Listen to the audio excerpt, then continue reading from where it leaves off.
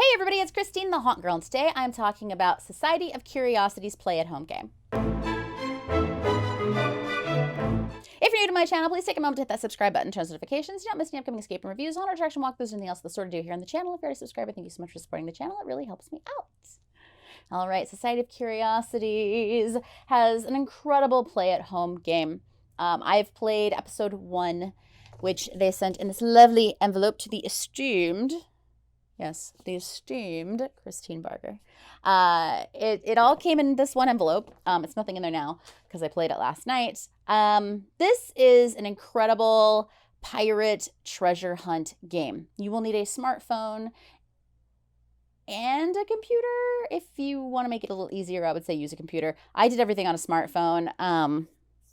I really should have had a computer in front of me. I think it would have been a lot easier than doing everything on the phone. But you can do everything on the phone if you need to. Basically, you are trying to find the lost treasure of Captain Maddock. And it is a 1 to 4 player game, ages 14 plus. And they say that it lasts over an hour. This is one of the most immersive play-at-home games that I think I've seen, as far as, like, there were moments where I felt like I was really about to do things on the internet, and I was like, am I really supposed to do this? Like, is this, I really am supposed to do this right now? I mean, okay. What if I'm just buying something or whatever? Like, gonna give that away. What if I'm buying something right now? Like, what's happening? They did an incredible job. So you will definitely be using your text feature on your phone. If you don't have unlimited texts, be aware that you're using a text feature on a phone. You get a letter that explains everything that's about to happen. Dear esteemed researchers, our ground teams in France have uncovered artifacts during a recent investigation that we hope will lead us to the fabled treasure of Captain Edis Maddock. That's the setup.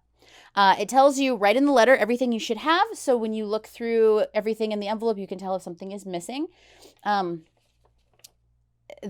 you have these beautiful magazine pages that I was really impressed by, that are just very realistic, even down to the page tear. And I was like, oh, they tore these right out of a magazine. That's crazy. Like, that's how I felt about it. I was like, that's nuts. Let's see, is there one that I didn't draw anything or write anything or do anything to? Here. So these maps are an example of the maps. Incredibly nice quality. I love the aging on them. Clearly it's a game, but it feels real. It feels like aged paper. It's aged paper. It's really, like, it's just really cool. I really loved the quality of the props. And I love that there is an envelope that is confidential and it tells you not to open. And the reason that they do that, from what I could tell, is to keep you from getting confused in the puzzles and keeping you from jumping ahead and trying to solve something you're not to yet, which I thought was great. I was like, oh, because you get to a point where, someone will text you and say, okay, open the confidential envelope. And then you open it and then it's like, oh, now we're moving forward. So I love that they've really laid out and thought out the fact that, like, you're playing this somewhat linear game. So you don't want to get confused and not know where you are. And I mean, there's a couple puzzles at the beginning that are, I guess, not as linear. You could solve them a little bit out of order. But for the most part, you want to make sure you're doing things kind of in order. This is already open, so I can't close it again. But I loved the little seal too. This little seal I thought was really well done. That was cool. Just like these special little touches that everything feels really authentic. The puzzles themselves are pretty elaborate. I'm going to say they're pretty elaborate. There was one where I was like, boom, like, as soon as I saw it, I was like, this is the answer. Everything else, I was like, all right, I got to do this and I got to do this and I got to do this. And then we're going to put this together and okay, I think it's this. And then I was like, oh wait, no. Okay. It's this. Oh wait, let me go back. Definitely this one. Got it. Like, that was kind of me playing this game. You may not have that experience. You may be very good at this style of puzzle and immediately go boom, boom, boom, boom, boom, got it. This was much more complicated than I thought it was going to be going into it, and I was just really impressed with the quality of the puzzles, the way that they were laid out, the websites that they used, the texting back and forth was really well done. At one point, like, I text something that was not right, and then there's like an auto response or a person responding. You know, however they're doing their text magic. I'm gonna believe that it's a person on the other side of the phone who's texting me back, because that's what it appears to be. And the game feels so immersive that you really start believing that, you know, you're just talking to this person, not just any person, not a game master, but the person that sent you on the mission to find and figure out where things are so they can go dig up this treasure. I just really enjoyed this a lot. I highly recommend it. I think that you will really have fun playing this game. Definitely, I recommend doing it when you have some focus and some time.